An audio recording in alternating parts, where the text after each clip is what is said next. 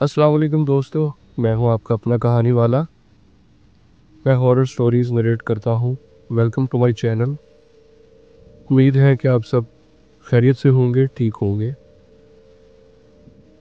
दोस्तों, कुछ जगह ऐसी होती हैं जिनको दिन की रोशनी में तो बहुत आमदोरफ्त वाली और रौनक वाली जगह कहा जाता है, मगर जैसे ही सूरज ढलता है वही जगह बहुत ही खौफनाक रूप धार लेती है, जिससे बहुत खौफ आने लगता है। जैसे कि स्कूल कॉलेज की इमारतें दिन में तो शोर शराबे और गहमा गहमी से भरी होती हैं, मगर शाम ढलते ही जब सूरज छुप जाए और अंधेरे का राज शुरू हो तो उन्हीं इमारतों से एक बहुत पूरी सरारियत और खौफ आने लगता है। रात के वक्त वहाँ की पिन ड्रॉप साइलेंस बहुत ज़्यादा खौफनाक रूप धार लेती है। दोस्तों, ऐसा ही एक वाक़या मैं आज आपके लिए लाया हूँ जो कि बहुत खौफनाक है और एक गवर्नमेंट कॉलेज के लेबॉर्ट्री का वाक़या है। उम्मीद है कि आपको पसंद आएगा। चलते हैं अपनी कहानी की तरफ। मेरा नाम सलीम सफदर है। मेरा ताल्लुक़ पंजाब के एक छोटे से शहर से है। मेरी इस बात पर शायद लोग यकीन ना करें, मगर मेरे साथ जो हुआ था वो बिल्कुल सच है। ऐसा मैं इसलिए कह रहा हूँ क्योंकि कुछ लोगों को मैंने जब आप बीती बताई तो उन्होंने मेरी बात पर यकीन नहीं किया। खैर, ये बात कोई 3-4 साल पुरानी है। मैं मुकाबले का इम्तिहान पास करके लेक्चरार भर्ती हुआ था,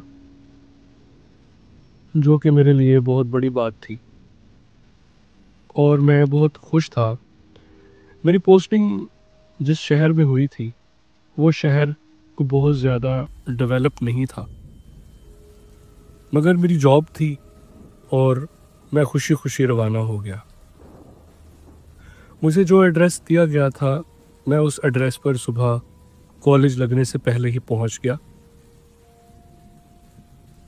आज वहाँ मेरा एक उस्ताद की हैसियत से पहला दिन था। मैं पुरजोश था। कॉलेज का बाकी स्टाफ मुझे अच्छे तरीके से मिला। उसके बाद प्रिंसिपल साहब मुझे कॉलेज विज़िट करवाने और क्लासेस में मेरा तारुफ करवाने के लिए मुझे साथ ले गए। सॉरी, मैं बताना भूल गया कि मैं फ़िज़िक्स का लेक्चरार भर्ती हुआ था। कॉलेज की बिल्डिंग के बारे में थोड़ा सा बताता चलूँ। कॉलेज की बिल्डिंग बड़ी पुरानी सी थी। कॉलेज आबादी से ज़रा थोड़ा बाहर था। वक्त गुज़रता गया, मुझे अक्सर वो जगह थोड़ी पुरअसरार लगती थी, क्योंकि कॉलेज की मेन बिल्डिंग से थोड़ा हटकर वहाँ एक फ़िज़िक्स लैब थी। उसके बारे में तरह तरह के किस्से मशहूर थे। वहाँ के लोग ये कहा करते थे कि इस लैब में एक लड़का जो है उसकी मौत हो गई थी। मैं इस मखलूक पर यकीन तो रखता हूँ, लेकिन कॉलेज में रहते हुए मुझे कभी डर नहीं लगा था, क्योंकि मुझे वहाँ से पूरी इसरारियत महसूस होती थी। लेकिन क्योंकि मैंने वहाँ पर कभी कुछ देखा नहीं था, जिसकी वजह से मैं ज़्यादा डर महसूस नहीं करता था। लेकिन वहाँ के लोगों में जो किस्सा सबसे ज़्यादा मशहूर था उस लेबॉर्ट्री के बारे में, वो यही था कि उस लैब में एक नौजवान तालिब इल्म एक केमिकल गिरने पर मर गया था, जो कि तेज़ाब की तरह था। उसकी वजह से वहाँ पर लोगों में एक खौफ था और लोगों का कहना ये था कि इस लैब से आवाज़ें आती हैं। लैब का थोड़ा सा नक्शा अगर आपको बताऊं तो वो एक हाल नुमा कमरा था, जिसके दरवाजे पुराने से थे। दीवारों से थोड़ा सीमट उतर चुका था और वो कमरा बंद रहता था। उसके दरवाजे पर एक ताला लगा हुआ था। लैब के दरवाजे में एक सुराख था जिससे अंदर का तकरीबन सारा मंजर दिन की रोशनी में नज़र आता था।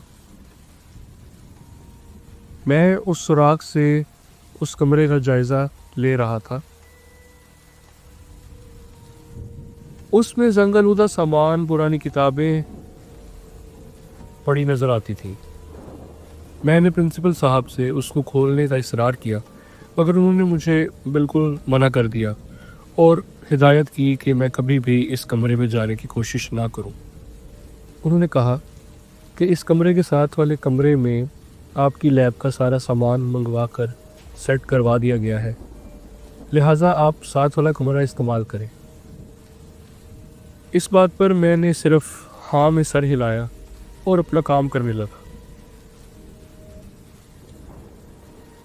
वहाँ पर वक्त गुज़रता गया और इन सब मसरूफियात और चीज़ों में वक्त का अंदाज़ा नहीं हुआ और इम्तहानात आ गए।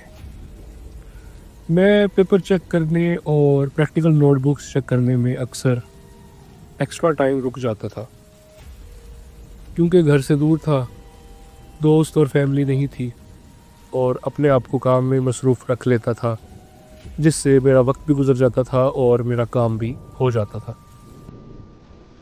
अब बच्चों को प्रैक्टिकल करवाने थे और एक दिन पहले मैं शाम में स्कूल आया, तकरीबन 5 बजे थे उस वक्त। आने का मकसद ये था कि प्रैक्टिकल्स के लिए जो भी सामान दरकार है उसको पूरा करने और सेट करके रख लूँ, ताकि सुबह सामान ढूंढने और चीज़ें पूरी करने की बजाय बस आकर बच्चों को काम करवाना शुरू कर दूँ। खैर, मुझे वहाँ काम करते कब 7 बज गए मुझे पता नहीं चला। अंधेरा हो चुका था, कॉलेज में हर तरफ सन्नाटा और बिल्कुल खामोशी थी। मैं अपने काम में फिर भी मगन था। मेरा काम बस मुकम्मल होने ही वाला था। मैं आपको बताता चलूँ कि उस वक्त मैं जिस कमरे में मौजूद था वो कमरा उसी पुरस्रार लेबॉर्ट्री के बिल्कुल साथ वाला कमरा था। अब मेरे काम करते हुए अचानक मुझे एक आवाज़ सुनाई दी। मैं अचानक कुछ सेकंड के लिए चौकन्ना हो गया और उस आवाज़ की सिमत को पहचानने की कोशिश करने लगा, मगर समझ नहीं आई कि वो आवाज़ कहाँ से आई है। मैं दोबारा कुछ आलात को पैक करके रखने लगा कि अचानक फिर से वही आवाज़ 3 मरतबा आई। ये आवाज़ अब पहले से ज़्यादा तेज़ थी और अब मुझे अंदाज़ा हुआ कि ये आवाज़ साथ वाले कमरे से आ रही है, जो कि वही लेबॉर्ट्री थी। मुझे ऐसा महसूस हो रहा था जैसे मेज़ पर एक तरतीब के साथ कोई किसी चीज़ को घसीट रहा हो। मैं अपने कमरे से बाहर निकला तो आवाज़ वाकई में उसी साथ वाले कमरे से आ रही थी। मैंने उस दरवाजे के सुराख से झांकने की कोशिश की, मगर मुझे कुछ नज़र नहीं आया, लेकिन आवाज़ आना बंद हो गई थी। मैं समझा कि शायद कोई खिड़की खुली रह गई होगी और उसके बजने की आवाज़ ज़्यादा गूंज रही है और ऐसे लग रहा है क्योंकि वहाँ पे खामोशी थी। मैं वापस मुड़ा और अपने कमरे के दरवाजे में पहुंचा तो वो आवाज़ अब ऐसी थी जैसे कोई किसी भारी चीज़ को फर्श पर घसीट रहा हो। मैंने दरवाज़ा बचाया फ़ौरन जाकर और कहा कि मकबूल, क्या तुम हो? मकबूल वहाँ का चौकीदार था। मेरी इस आवाज़ पर वो आवाज़ अचानक रुक गई और मुझे उस दरवाजे के सुराख से एक मध्यम सी रोशनी बाहर आती दिखाई दी। मैंने दोबारा उस सुराख से झांकने की कोशिश की तो मैं क्या देखता हूँ कि एक सायानुमा चीज़ जो कि बिल्कुल पतली सी है, वो बिल्कुल उस कमरे के दरमियान में इधर उधर चक्कर लगा रही है। मेरे देखते ही उसने चक्कर लगाने अचानक बंद कर दिए।